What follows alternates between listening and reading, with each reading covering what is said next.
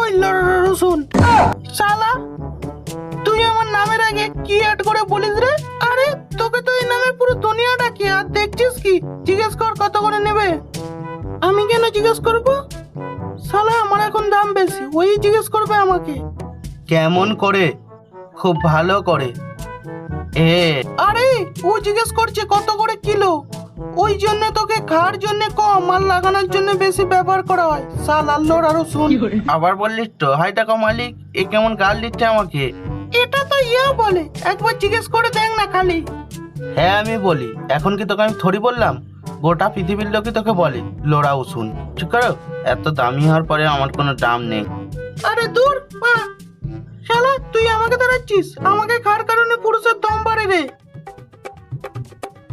এক খোকা এদিক ওদিক কি দেখছো? শালা তোমাকেই তো বলছি। কোথাও একটু কম বলো। তাহলে আমাকে ওইসবের সঙ্গে জুড়ে বলছো কেন? আমি তো ফর্সা, আরো দাম বাড়বে আমার। আরে তো যতই দাম বাড়ুক না কেন, তুই শালা লোড়া রসুনই থাকবি। তুই রে শালা, তুই তো পুরো বুড়োর গোয়ের মতন দেখতে, কুকুর মুখো।